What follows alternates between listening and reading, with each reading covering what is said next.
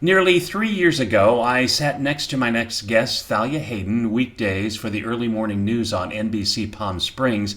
Now, during those very early hours at the news desk, you get to know someone pretty well.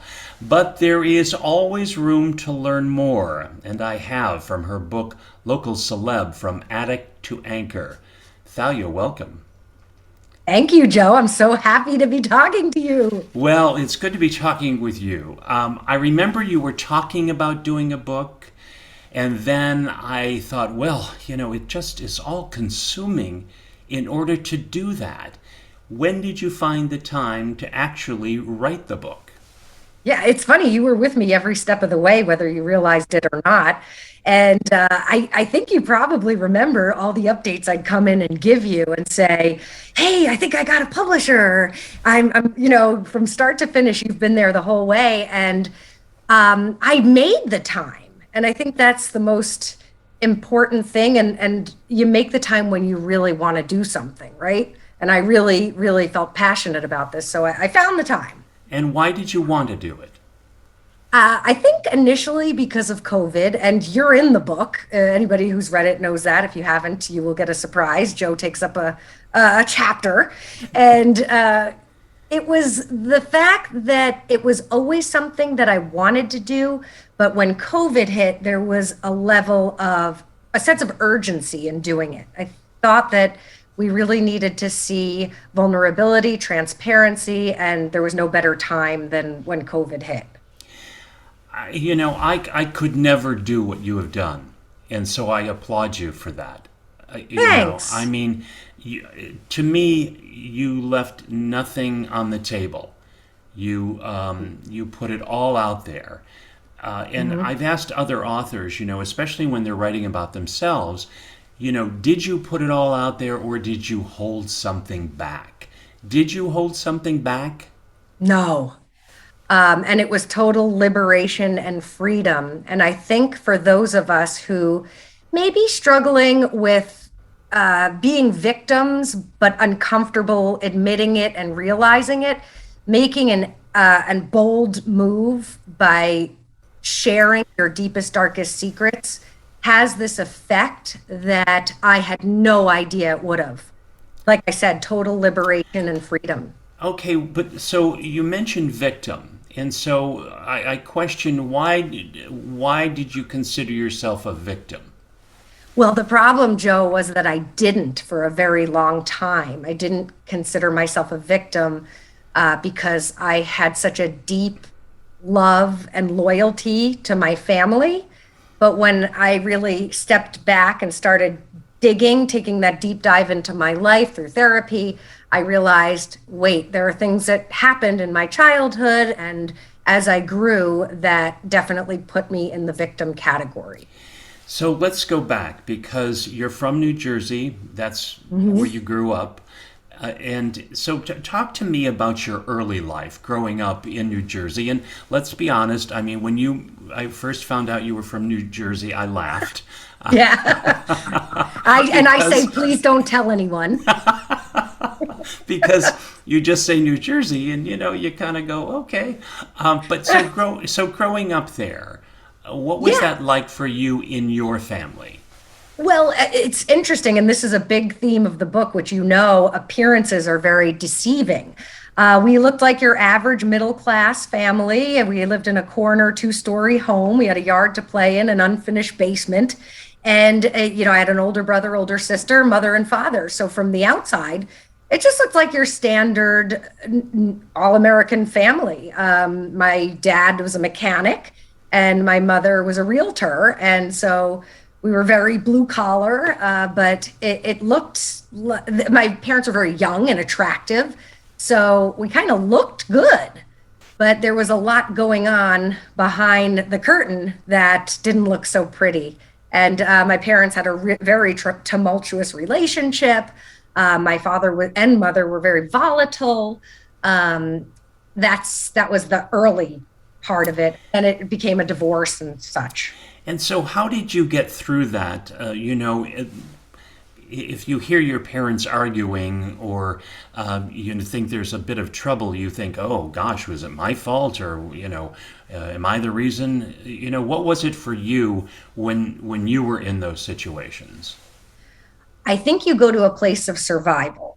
And I'm very fortunate that I was the youngest. So I had my brother and sister that I felt were a bit of protection, at least a layer of protection. And the three of us would sit at the top of the stairs, all kind of huddling together and hugging. And I'd be crying, and we'd hear yelling and things shaking downstairs. And it's all you're thinking about is, we want this to stop. Please stop. And I just want to feel safe. You write about your family in great detail, and I'll share this with you because we were at the desk one day, and I think maybe it was a holiday and you were going back east, and I said, I said, are you going to see your folks? And you said, no, I don't think so. And I remember saying, they're not going to be around forever. And you politely smiled and said, oh, I know. But after reading the book, I think I do understand more, because sometimes, even if it's family, sometimes you have to cut the cord. Yes. And that is so hard, Joe. And so many people out there can relate. And that's why I know this book hit home for a lot of people, because it's the stuff you feel, but you're scared to say. We all want to remain loyal to our family. We love our family. But the problem with that is, if there is a cycle of sickness within the family, there's no way for it to heal unless you start talking about it. And so I made that decision to not only start talking about it, but to reach out to others who are also in similar situations and try and help. Now, have you talked to your mom about the book, and has she read it? Yes. I don't know that she's read it. I told her when I was writing it that, Mom, I'm writing this book. There are probably going to be some things that are hard to hear. And she casually wrote back, do it, what's in your heart. If you feel you have to do this, do this. I don't think she really necessarily thought I was going to do it.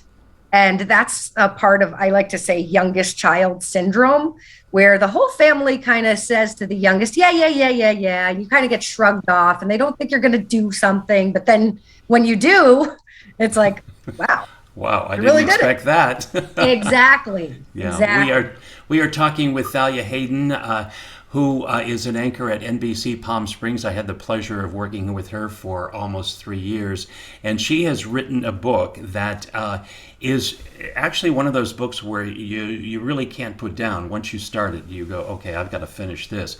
It's called Local Celeb: From Addict to Anchor.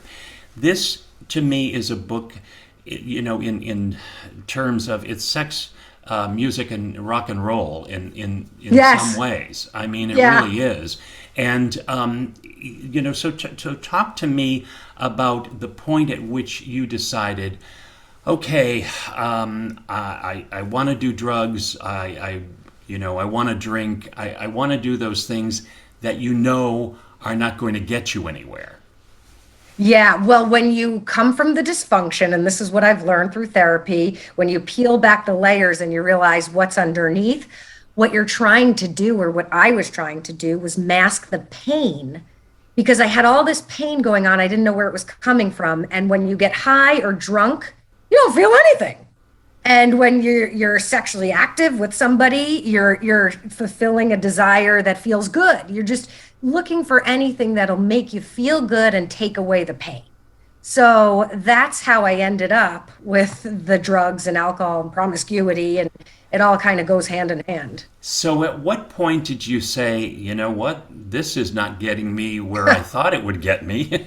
Yeah. And so when did you have that light bulb moment and say, I've got to change my life? Well, usually in the recovery system, it's called hitting rock bottom.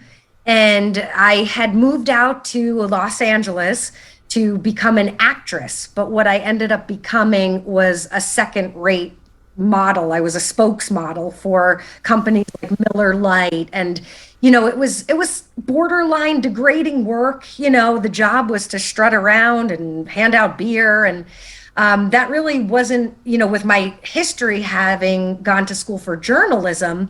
I said to myself, how did I end up here? And with the behaviors that I was, living that lifestyle that just felt really dirty. It felt I wasn't using my brain. I was losing all of my self-esteem. And so, I mean, I wouldn't say it was anything external. It was an internal feeling where I knew, I said, geez, I'm worth more than this. But to get to that point, I mean, you worked in New York. You worked at some good TV stations in New York, and you say in your book, I would turn on the charm Yes. in order to get what I wanted. Yes. And that kind of stuck with me because it is a theme that does run through the book. Yes. And so when you even say that or even hear that, what do you think? Do you think, well, boy, am I a fraud here? Yes. Because I talk about feeling like there was almost a dual personality. The Thalia, the bubbly, friendly, charismatic woman that presented to the world innocent, even wholesome. And then the Thalia number two that was living this hardcore drugs, rock and roll, sex lifestyle. And I, from very early on, developed that ability to play the part of each character. I didn't want to be the second person, but that's what I was feeling like I deserved almost, if that makes any sense. And so when you feel as though you deserve that, there doesn't seem to be kind of a way out. Right. Well, the way out is help. And when you're stuck in the cycle, you don't really, well, maybe you realize it, but you're not ready to come to and thoroughly acknowledge that you're ready to change. And I had that rock bottom moment where I just felt so depleted. I felt so lost. I was broke. I had very few friends. I was lying. I said, this is no way to live. It's either death or straighten myself out, get my act together. And I sought out a therapist. And that's And how it, the healthy journey started. and so is it easier to talk to a therapist and tell him or her some of your deepest, darkest secrets rather than trying to rely on a friend that you could count on? Is it easier to do it that way? I don't know if easier is the right word. I think healthier because there's no bias. You're talking to somebody that doesn't really know you, so there's a clean slate. And they're going to be upfront and honest and kind of steer you in the direction that you need to go in if they're a good therapist, if they're doing their job correctly. Whereas a friend, might love you, be scared to hurt your feelings. They're not trained and they don't have the education to be able to guide you the way you need from a trained professional. Did you reach out to any friends at some of your Yes. darkest times? Well, yes. And that's a little bit in the book. My first love, my first boyfriend, who he had his own addiction issues and he got help. So he was the one who, when I said, I just, my life is in shambles, he said, why don't you try therapy? And then he handed me a few books of Alcoholics Anonymous and recovery books, which had never, ever been introduced to. And I was 27 at this time. So I had lived a lot, but I was also very. Well, you have lived a lot in a relatively short period of time. You you really disguise a lot of the people that you talk about in the book. And I'm wondering, why did you do that when you were so open about everything else? Well, I'm married to a lawyer, right? Just to be safe, for legal ramifications, potentially. I didn't want to take any chances. And not only that, I didn't want to insult or embarrass somebody by calling them out by name. There are a few chapters in there where I do get into the nitty gritty and could be taken as insulting by some of the, especially family members. And I just still wanted to protect them, I guess. Yeah. You have a sister. Yes. And what is her reaction to it? She has been 100% supportive the whole way through. She and I are like yin and yang, though. She's like very secretive, very private, dark hair. I'm like this open book, literally. And so she just asked very politely and genuinely, Thalia, tell your own story. Just please keep mine confidential. And you you see, I mention her, but I don't go into her story. If you are just joining us on Smith & Company, we're talking to Thalia HAYDEN, who I consider just a wonderful friend. We worked together for nearly 3 years of the early morning hours on NBC Palm Springs, and always a joy when you would come in, and you always had such a sunny outlook. Mm-hmm. And so I'm wondering, before you opened that back door to the studio, if you were like, okay, shield up. Well, what's very interesting about that is everything you see today is real. And I genuinely found a place of peace, happiness, contentment. So from as long as you've known me, Joe, what you see is what you get. I haven't had the need to put on the dual personality. Yes, I still have my bad days. Yes, I still have my struggles, but who doesn't? Nothing compared to what it was. So if anything, I live in a constant state of gratitude now. I do suffer from anxiety and mild depression, so I'm on an low dose antidepressant. That has been it works for me. And but there's no facade necessary anymore. If anything, I'm trying to be as authentic as possible. What about your bosses at NBC Palm Springs? What was their reaction? And and your husband, were there things were there things in there that he didn't know? Oh boy! First, it was I wouldn't say a bone of contention, but I would say there was some friction around putting out the book. Because he willingly read it, but had to stop at some points and say, I can't stomach this. My husband, he said, I have to go to the gym. He had to go to the gym because that was and he just said, it's hard to hear some of that stuff because I couldn't be there to protect you. And, I guess as a man, that's a big thing. And he wishes that I didn't have to experience that. And then I always reassure him, but you're part of the reason that I'm okay today. Without him, I wouldn't be. I can tell you, we'd broken up a couple times and it went back to being rough again. So that support. And so what about your bosses? Was there any pushback from them? Not really. Believe it or not, everybody was on board, supportive. I don't know. I got a few people read it, a few didn't. I got positive support from the ones that did. There's a little bit of crossover that sometimes comes into play. We try our best to kind of keep it separate. Thalia HAYDEN, the NBC News anchor, and then the book author. But it does overlap sometimes, and they've been pretty supportive. So after you finish the draft of the book and you found somebody to publish it, how long did that take? It actually happened pretty quickly because, Joe, I've been writing this book for the past 5 years. And it was really COVID, like I said, that made me say to myself, all right, instead of writing a chapter or two a year, I'm going to sit down for an hour a day and finish this thing. So I finished the book in about 6 months. And then it took me another 6 months, I'd say, to get the right publisher for me. That is a process in itself. Literary agents, book publishers, deciding if you want to self-publish. That took about a good 6 months too. And so when you decided and you found somebody to kind of guide you, did they recommend any changes? Did they say, oh no, as is, that's fine? Or, it seems as though every publisher has something to say. Yes, true. And the ones that said, can you tweak it and make it more about journalism? I said, you know what? No. And that's kind of what led me to the publisher. Beyond Publishing is my publisher. And he was the one that said, I want it as is, whatever you want to put out there. So I took it upon myself to have somebody in our newsroom help with the copy editing and that sort of thing. So it really is 100%, my work. That feels good.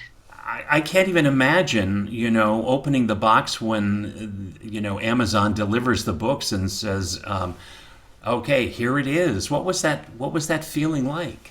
That was one of those moments when, I mean, almost like giving birth to my second child. It felt like that. It's, those memorable experiences where it just reassured me that I am capable of doing whatever I set my mind to. And it's basically the new year and we all come up with those goals. And I remember in 2020, I said, I want to do this book by 2021. I want to have it done. And I did. And setting intentions, I think, really does get you to that place. And then you could have that moment where you're like, I did it. Well, you certainly did, and it's a wonderful read, and it's so brutally honest. And that can't be said, I think, for a lot of things that you might read in a memoir. Yes, I'm reading Katie Couric's book right now. And I listened to the audio version, and Okay. I thought she was very open and truthful, and she wasn't really harping on other people so much as her own self. Yeah, she was hard on herself. It shows the degree and level, though, of trauma that when you come from a healthy, normal family, you have a life like Katie Couric. When you come from dysfunction, you have a life like mine, which, is I'm a local celeb. Does that make sense to you? Well, it does, but what it also tells me is that, you've heard me say this a million times, nobody goes unscathed. Right. So whether you come from a place of privilege or not, Yes. it doesn't matter. Exactly. in terms of how your life's path is going to take. We all feel the same feelings. Exactly. Yes. So, Katie, was very quick to, some of the reviews that she got and all of that. And, and if you were, on the national spotlight, that would be the same thing. You'd be getting those things. And, and Thanks. because of social media, we both have gotten our share of, of Yes, not so criticism. Yes. But that's all part of it. So what do you hope to accomplish now that you have written this? It's out there. People are reading it. What do you want that takeaway to be? Yeah, people are responding. And that's what I wanted the takeaway to be. They're reaching out, they're talking openly. The emails I've gotten, Joe, people are saying, I'm admitting this for the first time. You've given me the courage to say that this is a serious problem in my life. And it could be something that I didn't even address in the book, but it's that, like you said, the commonality. We all have these feelings.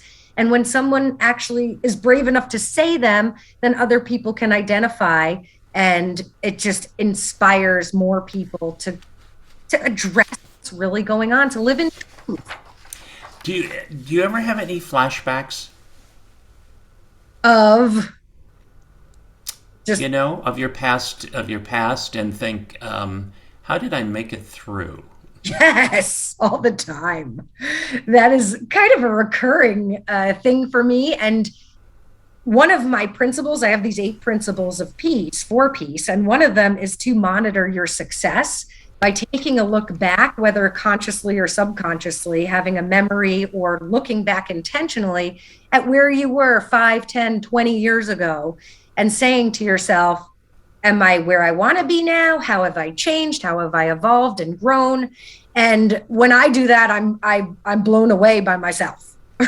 Because that's the only thing I need as an ego boost, because back at where I was 10, 15 years ago and say, wow, now who was that person? You have one of the most beautiful children, Aw, Hayden. She is thanks. such a sweetheart. She probably hasn't read it. Not yet. She can't read quite yet. She just turned No, 5. but what do you think when she is old enough to read it? Yeah. What she might think, might say? I'm a little nervous about that. And that is, I think, every parent's struggle. How much of yourself do you divulge to your child? Well, I don't really have a choice because I wrote this book and she's going to know it all. There are some very important parts about motherhood, the mother daughter dynamic, which is a very, very complex relationship. That's why I often wonder how men receive my book, because it is a little bit more geared toward women. And that the mother daughter struggle. And there's something called the mother wound. And I experienced it with my own mother. And hopefully, when Hayden reads this, she'll see that I'm doing my best to create a healthy mother daughter relationship. That's what I'm hoping she'll take away when she reads it. You bring up men reading the book. I think men are just more closed Mm-hmm. when it comes to that. And as I was reading it, I was applauding you because to be that open and honest, and then being out there to accept the accolades or the criticism. Yeah. You have to be ready for that. Yes. One, I guess, critique that I wasn't expecting was an older gentleman who just said there should be a warning because it is trauma inducing, I guess. And he said for people of a certain age, which I don't know if that's really fair to say. Yeah. He said it takes you back to a time where things were not addressed or weren't openly discussed, and it's uncomfortable. And I get that, back in the day, we didn't talk like this, but that's the whole point, to normalize conversation like this, to make you feel comfortable, to make it less of a stigma so people can heal. Well, you raise a good point because I think back in the day, it was like, well, the family secret, or we don't want that out, or we don't want to talk about Exactly. that, or that kind of thing. So, I just applaud you for having the stuff to write something so personal, and I think your mission is laudable, to help people who may not be in that same kind of situation, but knows of people who are. Yes, So, that's the other thing. and the other important thing is you read this, and then it's a case of not being judgmental about it. Yes, that too. Yeah. There have been a few people, on my husband's side that he's like, I don't know if you want to let so and so read this, and that's okay. I'm okay with myself today, and I'm okay with my past, so it doesn't really faze me. Another one of my 8 principles is just to not worry about what other people's opinions are. I think you're absolutely right. Thalia, it's so good to talk with you. Same, Joe. I miss you like crazy. Oh, I miss you too. But I still see But you you're on doing TV. phenomenally, and I love Smith and Company. Well, thanks. It's a lot of fun. And so, if somebody wants to get in touch with you, how can they do it? ThaliaHayden.com. That's simple. You just email me. You could buy my book there. I did the audio version, Oh, good.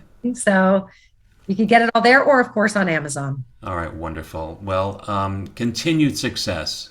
Thank you, Joe. Thanks for taking the time to talk with me today.